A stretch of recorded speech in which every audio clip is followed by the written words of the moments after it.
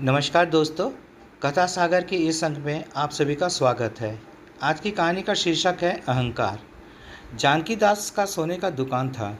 सोनू उसका छोटा भाई था। सोने की दुकान पर दोनों भाई काम किया करते थे। दोनों भाइयों की शादी हो चुकी थी। जानकी दास की पत्नी एक बड़े घराने से थी और छोटे भाई की पत्नी एक मिडिल क्लास परिवार से थी। सुमन जो बड़े भाई की पत्नी है, छोटे भाई की पत्नी रिया को पसंद नहीं करती थी, क्योंकि सुमन अपनी छोटी बहन की शादी अपने देवर के साथ करवाना चाहती थी। सुमन रिया को नीच नज़रों से देखती थी। जानकी दास अपने छोटे भाई और उसकी पत्नी को बहुत प्यार करते थे। छोटी उम्र में उनकी माता पिता की मृत्यु हो जाने की वजह से बिजनेस की सारी जिम्मेदारी दोनों भाइयों के कंधे में आ गई। एक दिन जानकी दास घर को जल्दी आ गए और देखते हैं कि सुमन छोटे भाई के कमरे में तकिया के नीचे कुछ छुपा रही है। जानकी दास दरवाजे के किनारे खड़े होकर चुप कर सब देख रहे थे। अचानक पति को सामने देखकर सुमन चौंक गई और पूछी, अरे आप इतनी जल्दी कैसे आ गए? तबीयत तो ठीक है आपका?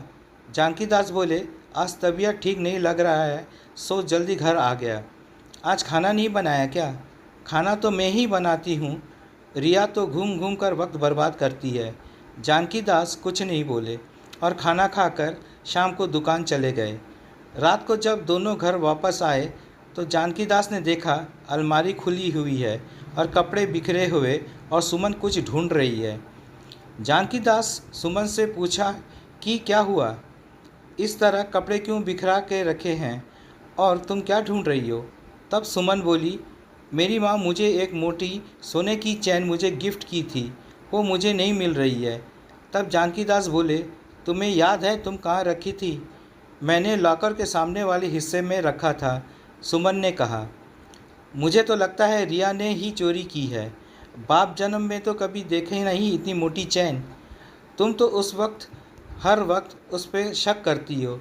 रिया भले ही मिडिल क्लास परिवार से हो, लेकिन चोरी कभी नहीं करेगी। रिया खाना परोस रही थी। सभी खाना खाने बैठ गए। खाना खाते खाते सुमन अपने देवर सोनू से बोली कि घर में रोज़ कीमती चीज़ें चोरी हो रही है। तब सोनू ने पूछा, भाभी आपका कोई कीमती सामान खो गया है क्या? तब सुमन बोली, मेरी माँ ने मुझे एक मोटी सोने की चैन मुझे गिफ्ट की थी, वो मुझे नहीं मिल रही है। लगता है रिया ने चोरी ही की है। सोनू ने रिया से पूछा कि तुमने भाभी का सोने का चैन देखा है क्या? रिया सुनकर हैरान रह गई। तब सुमन देवर के कमरे में तलाशी लेने लगी। पूरा कमरे को बुरी तरह से बिखेर दिया। फिर तकिया के नीचे से सोने की चैन निकालकर सोनू को दिखाया। जानकी दास चुपचाप देख रहे थे। तब सोनू को गुस्सा आया और रिया को एक थप्पड़ मार दिया। रिया सिर झुकाए खड़ी थी और रो रही थी। तब जानकी दास पहले सोनू को एक थप्पड़ मारा, फिर सुमन को एक मारा। फिर सोनू को बोला कि बिना सोचे समझे तुमने कैसे रिया पर हाथ उठाया? सुमन की ओर देखकर बोले कि मैं सब कुछ देख चुका था। तुम तो मेरी पत्नी होने के लायक ही नहीं हो। तुम्हारे मन में अहंकार और हिंसा भरी हुई है। मेरी शादी तुम्हारे साथ ना हुआ होता तो अच्छा होता। सुमन सिर झुकाए ज़ोर ज़ोर से रो रही थी।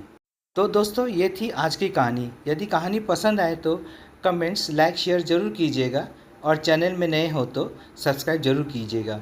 मिलते हैं अगले वीडियो में एक नई कहानी के साथ। धन्यवाद।